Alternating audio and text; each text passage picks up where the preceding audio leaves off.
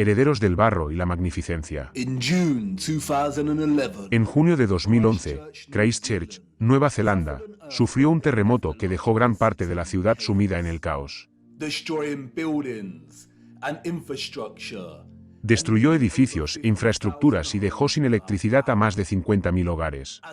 Como resultado, se produjeron derrumbes de casas, roturas de tuberías de agua, inundaciones e incendios debido a la interrupción de las líneas eléctricas. Debido a los fuertes movimientos de tierra y a las intensas sacudidas, parte de la ciudad experimentó un extraño fenómeno conocido como licuefacción del suelo. Surgieron forúnculos de arena en las carreteras asfaltadas, derribando y hundiendo coches, y provocando la caída de rocas desde las colinas, lo que provocó más daños en las viviendas.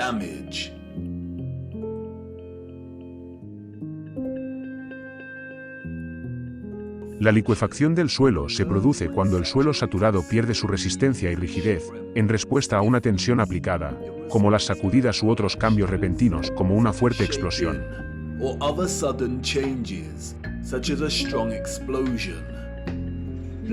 El suelo saturado suelto, o la arena, tiene tendencia a comprimirse cuando se aplica una carga.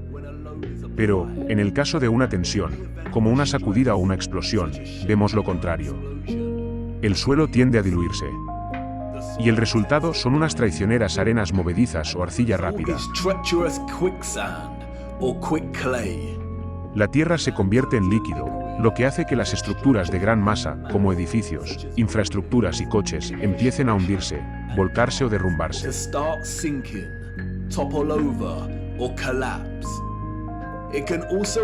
También puede afectar a presas y puentes.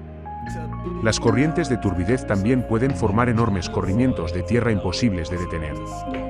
En el peor de los casos, ciudades enteras pueden quedar destruidas. Como puede ver, la licuefacción puede desplazar zonas enteras de tierra.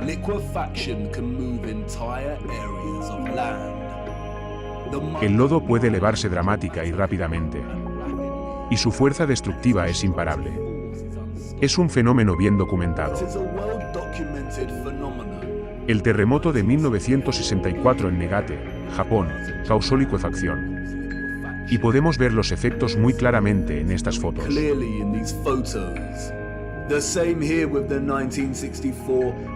Lo mismo, aquí, con el terremoto de Alaska de 1964, edificios que se derrumban, coches que se hunden, infraestructuras que se derrumban. Una vez que la tensión ha disminuido, el suelo comienza a solidificarse, una vez más. Y podemos ver las consecuencias. Quedan calles desiguales y embarradas donde antes había pavimento.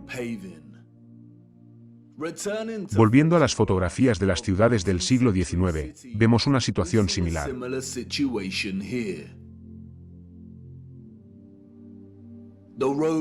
Las calles están sin pavimentar y llenas de barro.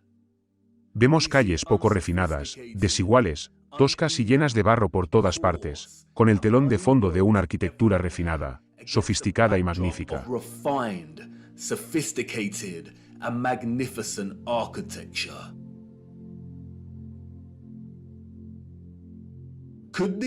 ¿Podrían estas ciudades haber sufrido el mismo destino de licuefacción del suelo que vemos en tiempos más recientes? Tal vez. Pero, desgraciadamente, las carreteras embarradas no son una prueba suficiente para basar cualquier conclusión. ¿Lo es? Los niños hacen las preguntas más importantes. Y los adultos, en su estupor nebuloso, suelen dar las respuestas más insatisfactorias, a menudo regurgitando información erudita y sin sentido que deja la imaginación del niño insatisfecha.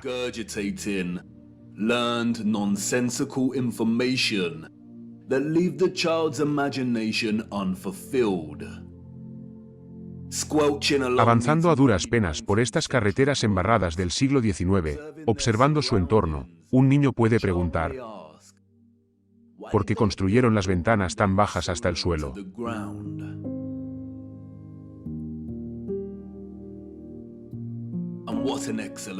Y qué excelente pregunta. Sí. ¿Por qué, en efecto, construyeron ventanas a ras del suelo? Así que, como ven, Las personas que vemos en estas fotografías, lamentablemente, no construyeron esta arquitectura.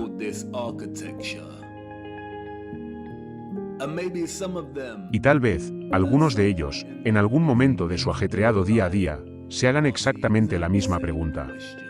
Lo vemos en todas partes, ventanas a nivel del suelo. Windows at ground level.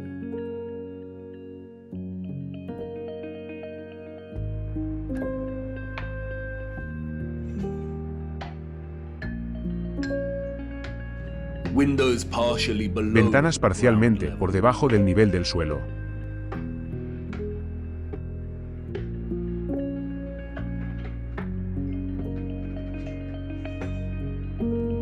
First floor. Entradas del primer piso elevadas del nivel del suelo. Ground level.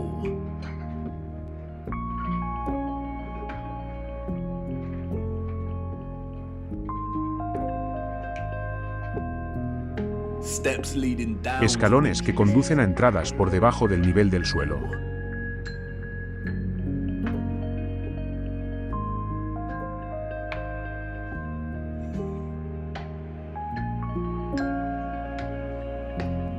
We can find this in almost. Podemos encontrar esto en casi todas las grandes ciudades de nuestro reino, tanto en fotografías antiguas como cuando caminamos por las calles hoy en día. Today.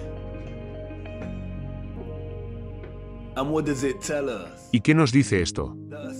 Que una sociedad con acceso a modestas herramientas de construcción y carros de caballos construyó sus infraestructuras gastando primero innumerables cantidades de horas y energía. By first spending countless amounts of hours and energy clearing land. Limpiando el terreno con una profundidad de más de 3 metros, para comenzar su construcción. La construcción de sótanos es un trabajo increíblemente duro. Desde el siglo XX, las máquinas de excavación de gran potencia, como las retroexcavadoras y las cargadoras frontales, han reducido drásticamente el tiempo y la mano de obra necesarios para excavar un sótano, en comparación con la excavación a mano con una pala.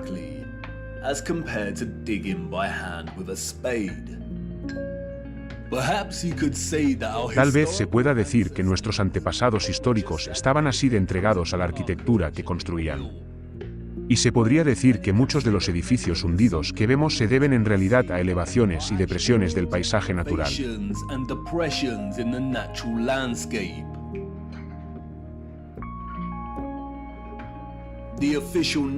La narración oficial, que siempre está llena de incoherencias, quizás sería suficiente si no fuera por las excavaciones contemporáneas.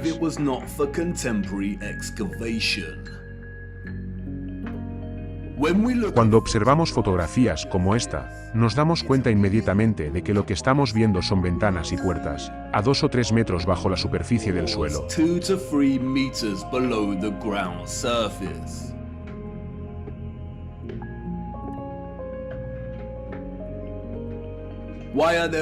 ¿Por qué hay ventanas y puertas bajo tierra?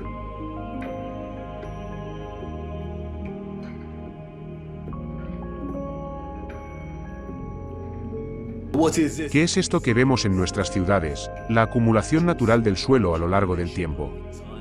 Los geólogos nunca han podido atribuir un valor consistente a la acumulación natural de suelo en todo el mundo, porque es imposible.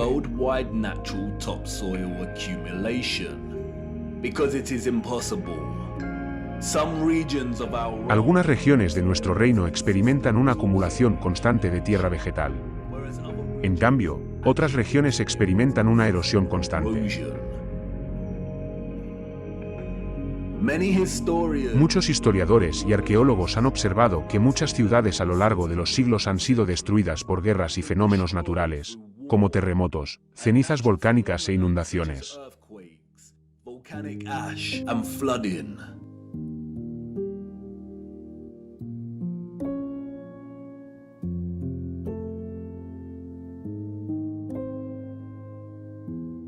¿No son estas las capas de civilizaciones anteriores?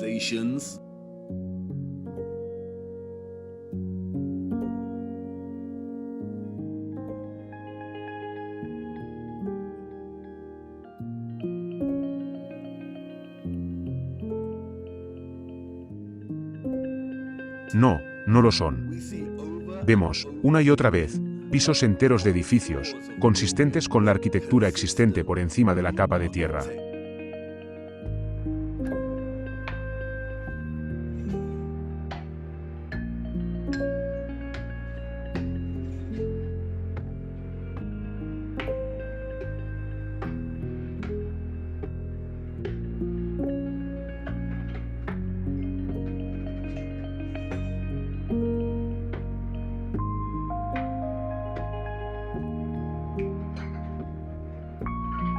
Lo que hay debajo no son las huellas desconocidas de generaciones anteriores, sino de la misma generación que construyó estas estructuras.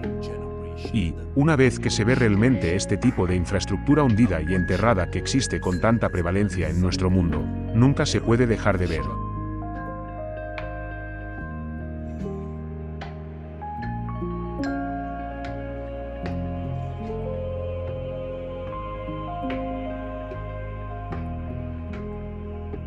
Vemos que los cimientos de las iglesias antiguas son en realidad los primeros pisos originales, con entradas y ventanas consistentes.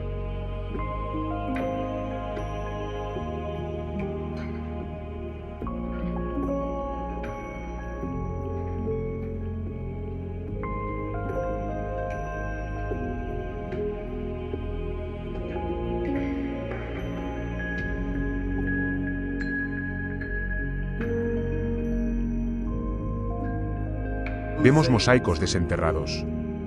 Vemos pilares, columnas y arcos que originalmente eran mucho más grandes. Y fue la capa de tierra la que redujo su tamaño, como si no fueran lo suficientemente grandes para empezar.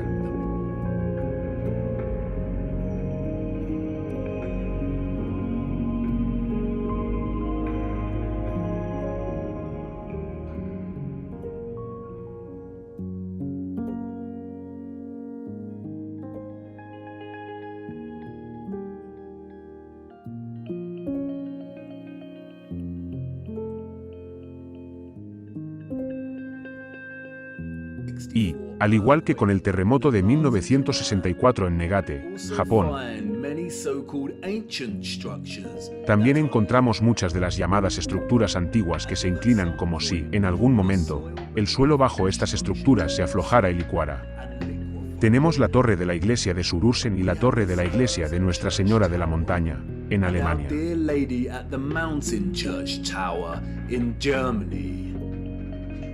La pagoda de la colina del Tigre, en China. La torre inclinada de Nevayansk, en Rusia. El templo inclinado de Uma, en la India. La Oudekerk, Barneveld, en los Países Bajos. La Torre de Zaragoza, en España. Y, por supuesto, la Torre de Pisa.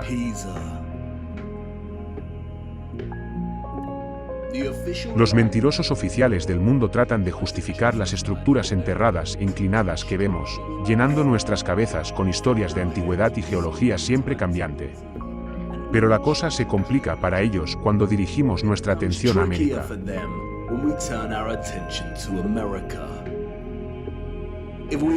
Si creemos su relato, todos los edificios que vemos en las fotografías del siglo XIX de las florecientes ciudades estadounidenses son de nueva construcción.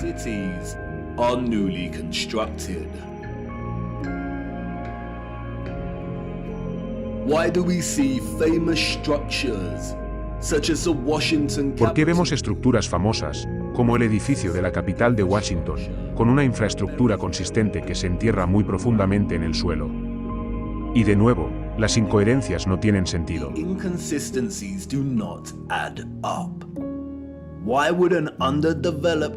¿Por qué un pueblo subdesarrollado gastaría recursos, energía y tiempo en construir los cimientos del edificio de la capital para que fueran coherentes con el estilo de columnas que encontramos sobre la superficie?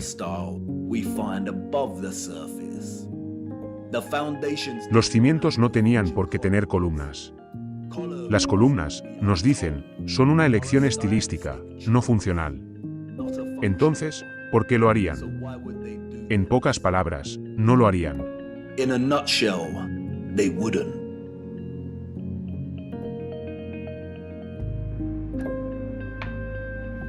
We see images that suggest that the people Vemos imágenes que sugieren que la gente del siglo XIX se preocupó de mover gran parte de la enorme cantidad de barro que vemos, nivelando el terreno y excavando las estructuras existentes.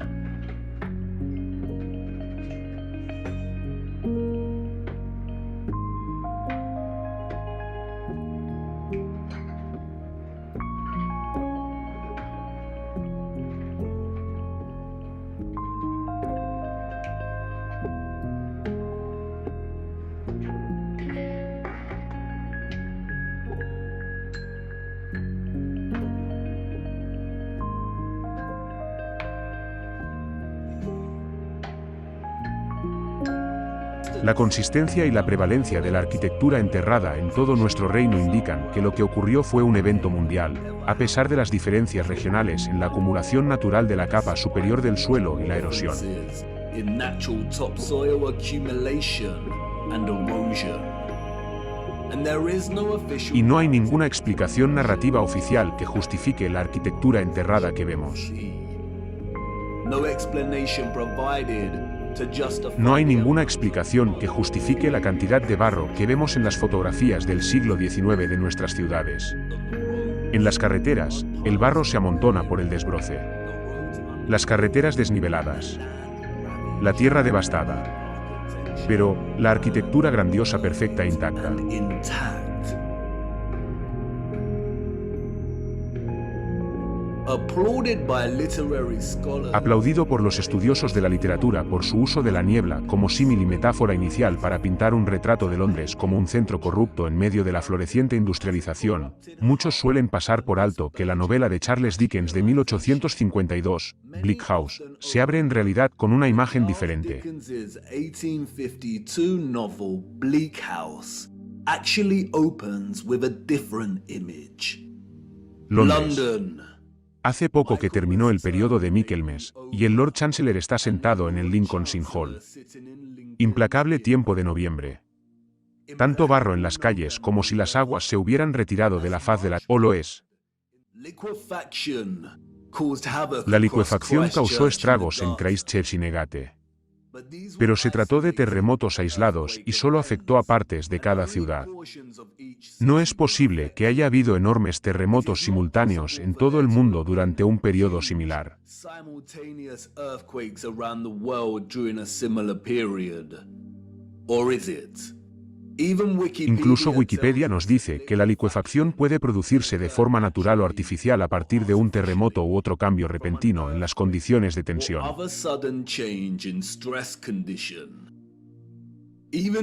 Incluso si este fuera el caso, no vemos los mismos daños estructurales en los edificios del siglo XIX que en casos como Christchurch y Negate.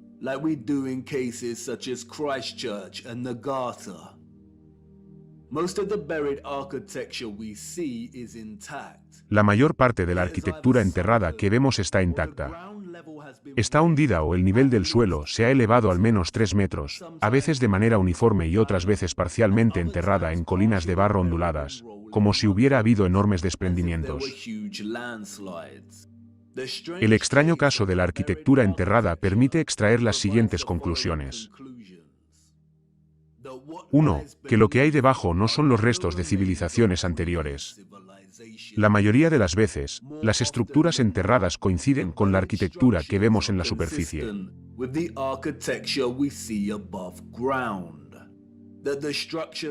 2. Que las estructuras son mucho más grandes de lo que se sospechaba en un principio, por lo tanto, son aún más imposibles de construir para una generación victoriana de caballos y carros y las existentes antes de ellos.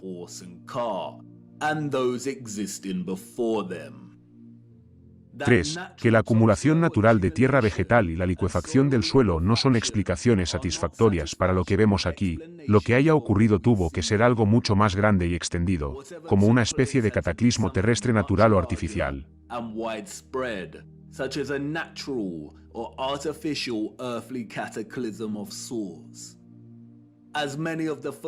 4. Como muestran muchas de las fotografías, muchos ciudadanos de la década de 1800 se encargaron de mover gran parte del barro, nivelar el terreno y excavar los edificios, lo que sugiere que lo que ocurrió había sucedido muy recientemente en su pasado.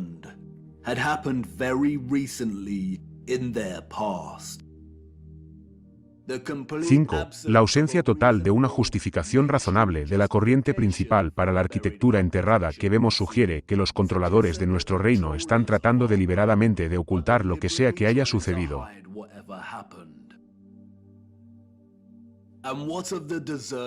¿Y qué hay de las ciudades desiertas que vemos en las fotografías anteriores?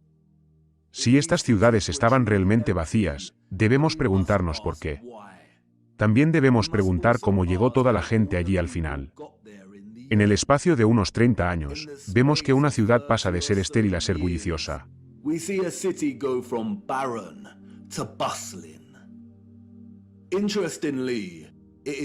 Curiosamente, es Charles Dickens y la literatura del siglo XIX en general, la que ofrece algunas pistas. Dos temas centrales recorren la literatura victoriana del siglo XIX.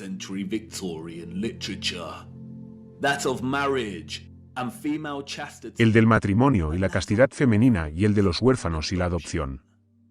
Muchos de los personajes de ficción que hemos llegado a amar a lo largo de los años son huérfanos. Tenemos a Oliver Twist y Pip, de Great Expectations.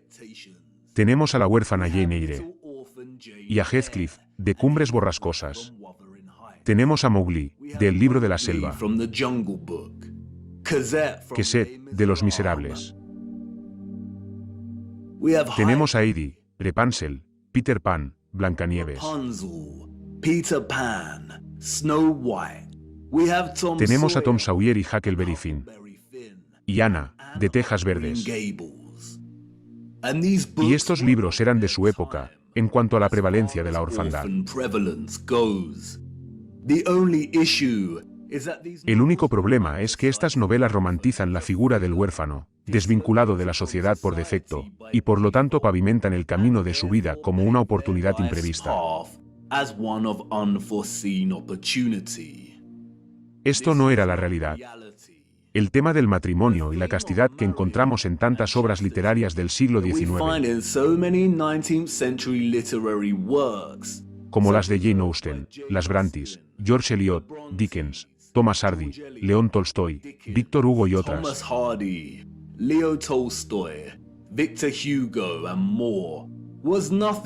no era más que propaganda cuidadosamente disfrazada y bien escrita, con el único propósito de solidificar y justificar un marco de valores sociales que separara a los niños de sus madres. Los hijos nacidos fuera del matrimonio o de la pareja se consideraban ilegítimos, es decir, no tenían un estatus legal.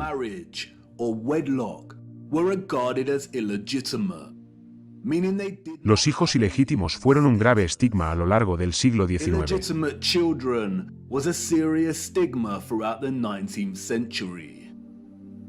La mayoría de los empleadores no contrataban a mujeres con hijos ilegítimos. Muchas madres solteras con hijos ilegítimos acababan sin hogar, con mala salud, hambrientas y agotadas.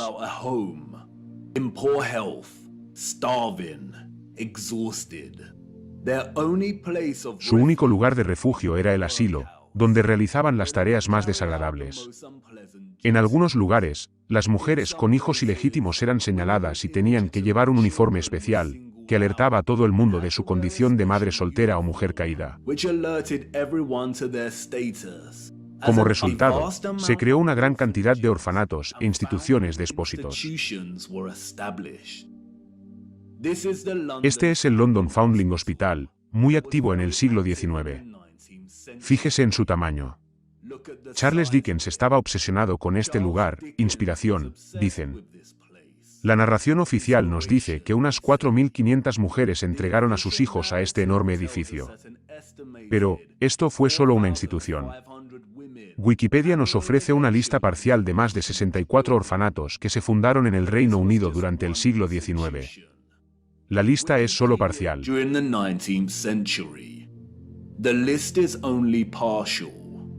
El peculiar caso de la gran cantidad de niños sin padres en el siglo XIX está bien documentado por muchos investigadores. Y la mayoría de ellos coinciden en que es casi imposible establecer cifras que realmente hagan justicia a la cantidad de huérfanos que hubo durante este periodo.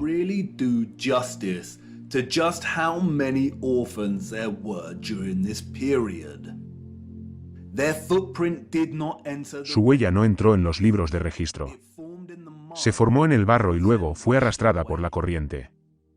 No fue solo en el Reino Unido. Fue un fenómeno mundial. Worldwide phenomenon. New York City had Solo en la ciudad de Nueva York había 4 asilos de expósitos que procesaban a miles de niños anualmente. A principios del siglo XX, Italia registraba 32.000 niños al año. España y Portugal registraban 15.000 expósitos anuales. Antes de 1860, los asilos de Milán, Nápoles y Florencia procesaban 374.000 niños. by the asylums in Milan, Naples, and Florence alone. El historiador David L. Ransal afirma que, en la década de 1880, Moscú recibía entre 16.000 y 18.000 niños al año y enviaba más de 10.000 de ellos a los pueblos de la periferia para su cuidado. And sending over 10,000 of these each year to outlying villages for care. In 1880, En 1882 había, en total, 41.720 niños expósitos del hogar de Moscú que vivían con 32.000 familias de acogida, repartidas por 4.418 pueblos. Una docena de pueblos tenía más de 90 acogimientos cada uno. Algo que a menudo se pasa por alto es que en el siglo XIX se aprobaron una serie de leyes que hacían casi imposible que las madres solteras se quedaran con sus bebés. La reforma de la Ley de Pobres de 1833 introdujo cláusulas de bastardía que trasladaban toda la responsabilidad del hijo ilegítimo a la the madre. entire responsibility for the illegitimate child onto the mother. El estigma social significaba que no podría cuidar a su hijo y se vería obligada a entregarlo a las autoridades, o algo peor. And would be forced to hand them over to the authorities, or worse. Los anuncios de adopción, o de cuidado de enfermeras, se hicieron populares en los periódicos. Y, como han señalado muchos estudiosos, eran una tapadera de lo que se denominaba baby farmers o asesinatos pagados. Baby farmers, or paid murder. As Dorothy Como afirma Dorothy L. Haller, los anuncios pueden haber sido engañosos para el público en general, pero se leen como un mensaje codificado para las madres solteras. No se piden referencias y no se ofrece ninguna. La suma de 15 chelines a la semana para mantener a un bebé o a un niño enfermo era insuficiente. Y un niño enfermo y un bebé de menos de 2 meses eran los que menos probabilidades tenían de sobrevivir y los más baratos de enterrar. and an infant under 2 months were the least likely to survive and the cheapest to bury. Los bebés se llevaban, sin hacer preguntas. Y se entendía que, por 12 libras, no se esperaban preguntas. La transacción entre la madre y el bebé agricultor solía realizarse en un lugar público, en el transporte público o a través de una segunda persona. In a public place, on public transportation, or through a second party. No person No se intercambiaba ninguna información personal, se pagaba el dinero y se completaba la transacción. transaction was La madre sabía que no volvería a ver a su bebé con vida. knew she would never see her infant alive again. Most La children, mayoría de los however, niños, sin embargo, no fueron asesinados, were dropped off at the pero doors fueron dejados en las puertas de los orfanatos o en el hospicio. Todos los niños acogidos en estas instituciones recibían una identidad completamente nueva. entirely new Se les proporcionaba alojamiento, comida y ropa, temporalmente, y luego se les enviaba a casas de trabajo o a otro lugar. temporarily, and then sent off to workhouses or another location. Las fotografías en el siglo XIX eran escasas. Pero, hacia el final del siglo, vemos más fotografías. Y el último continente en experimentar tal éxodo masivo de huérfanos fue Estados Unidos. Y es aquí donde vemos evidencia de los trenes de huérfanos. El primer grupo de estos huérfanos llegó a Michigan, en 1854. Y, a partir de ese momento, el movimiento envió a cientos de miles de niños a través de los estados, hasta que terminó en 1929. Oficialmente, hubo más de 97 instituciones dedicadas a los huérfanos y a los trenes de huérfanos en el siglo XIX. institutions involved in orphans and orphan trains in the 19th century. And again, Y de nuevo, esto no fue solo en los Estados Unidos.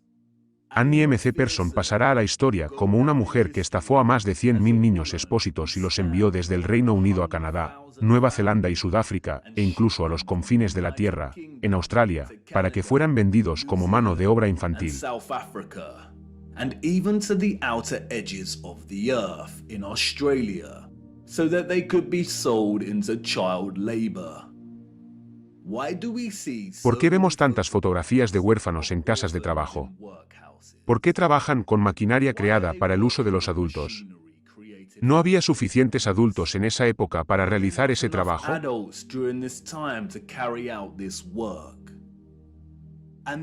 Y luego está el extraño caso de los florecientes parques de atracciones estadounidenses, a principios del siglo XX. Además de atracciones y exhibiciones, muchos de estos parques contaban con una atracción inusual: los infantorios. Los visitantes de estos parques podían pasearse con helados y pasar por estas estaciones.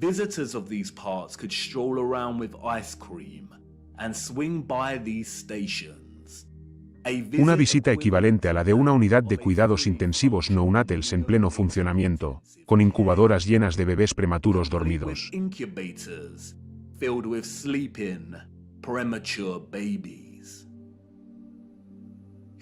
La historia ha sido amable con Martin Cooney.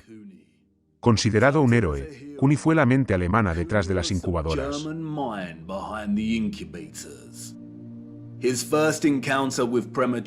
Su primer encuentro con los bebés prematuros, según nos cuentan, fue en la Feria Mundial de 1896. Supo inmediatamente que la exposición salvaría la vida de los bebés. La tecnología para mantener vivos a los bebés prematuros era cara. Y sabía que el público pagaría por ver a los bebés en las incubadoras. Cobraría una cuota de entrada en los parques de atracciones para generar fondos para ayudar a estos bebés a vivir.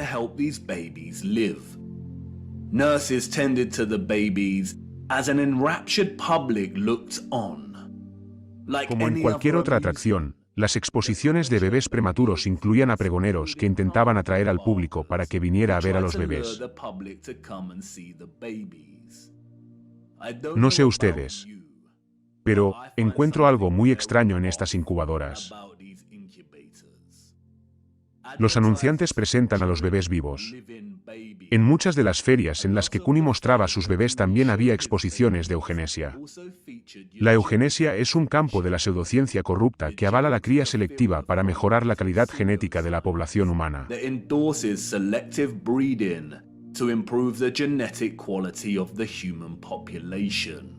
La eugenesia se inspiró en el darwinismo y fue una ideología impulsora que alimentó a los nazis.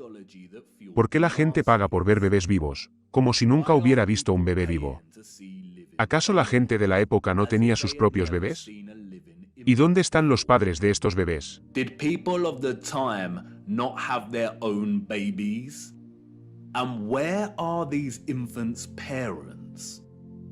¿Cómo tenían la tecnología en el siglo XIX para mantener vivos a los bebés prematuros de esa manera? ¿O hay algo que no cuadra, una vez más, con la narrativa oficial? Hubo 80.000 bebés prematuros que fueron tratados en estas incubadoras del parque de atracciones.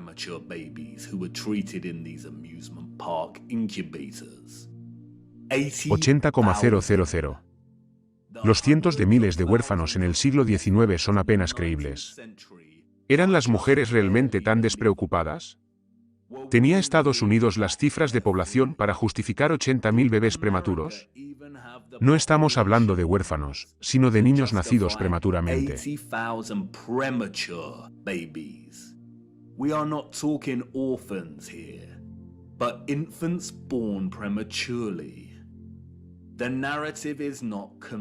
El relato no es convincente ni realista. ¿De dónde vienen estos bebés?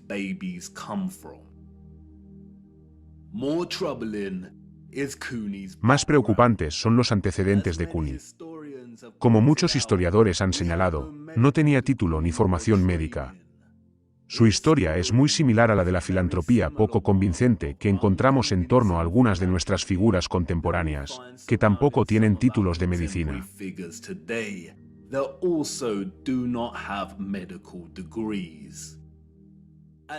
Y luego está Marie Dressler, una estrella canadiense del cine mudo y de la época de la depresión. Ella adoptó uno de estos bebés en incubadora. Las celebridades y la adopción. La narración oficial nos deja convenientemente fuera de su historia y nos dice que pudo tener una hija que murió de pequeña. Pero, las fotografías sugieren lo contrario. ¿Adoptó a su bebé en la incubadora en una de estas ferias? ¿Eran las ferias una tapadera para la adopción ilícita de bebés prematuros? Incluso si eran prematuros, ¿significaba eso que no tenían padres? ¿Quién era el dueño y responsable de estos parques? Even if they were premature, did that mean they had no parents? Who owned and was responsible for these parks? And what happened to the ¿Y qué ocurría con los bebés una vez que crecían y salían de las incubadoras? Si hay algo extraño en todo el relato que rodea a estos parques y a los huérfanos, es porque no se nos dice la verdad. surrounding these parks and orphans? It's because we are not being told the truth. Why were there hundreds of ¿Por qué había thousands of cientos de miles de niños sin padres en el siglo XIX? ¿De dónde venían? Where did they come from? Fueron trasladados por todo el mundo. Relocated all Europa, over the América, world. Rusia, Australia, Canadá. America, Russia, Australia, Canada. Why? ¿Por qué? Especialmente cuando la mayoría todavía tenía un padre vivo. Si el embarazo fuera del matrimonio era un estigma social que provocaba tantos traumas, ¿por qué tanta gente se ponía en esa situación en primer lugar? ¿Realmente el gobierno se preocupa por la moral social lo suficiente como para aprobar leyes? Did the government really care about social morality enough to pass laws? Y todo el esfuerzo para construir y mantener orfanatos y redes de reubicación de huérfanos. ¿No supondría esto una carga para las finanzas y los sistemas de administración del gobierno?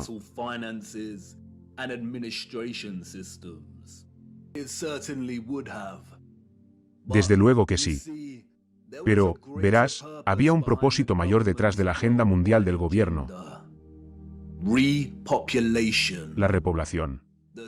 La narrativa social de la castidad no era más que propaganda y justificación para robar niños. La razón por la que vemos ciudades vacías a principios del siglo XIX es porque estaban, de hecho, vacías de población.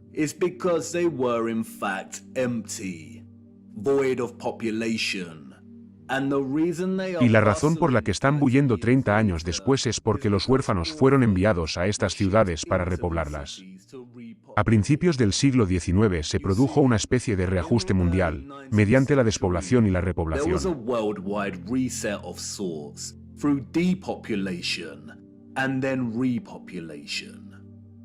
La gente que vemos en estas fotografías no construyó esta arquitectura. La heredaron junto con un montón de barro. No solo la heredaron sin saber qué era y a quién pertenecía, sino que fueron cómplices, sin saberlo, de la reutilización de casi todas estas estructuras.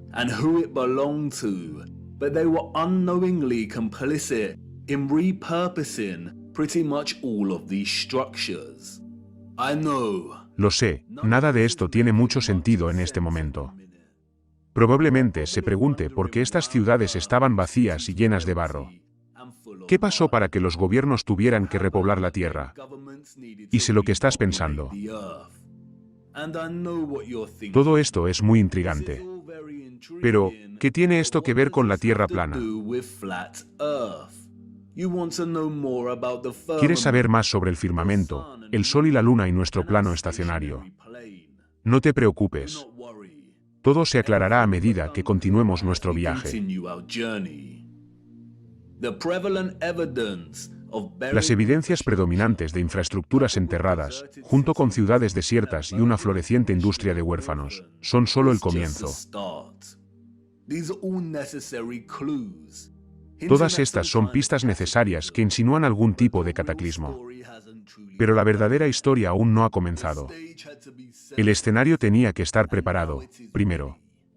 Y ahora, está listo. Y, aunque aún no puedas verlo, sé que lo sientes, espectador. Las ciudades desiertas, la arquitectura enterrada y los huérfanos señalan una oscuridad inminente. Hay una gran nube negra frente a nosotros. Y no voy a mentir. Nos dirigimos justo al corazón de ella. Y, como dije antes, no tenemos mucho tiempo. Vamos. Es hora de que cumpla mi promesa y te lleve de vuelta al futuro.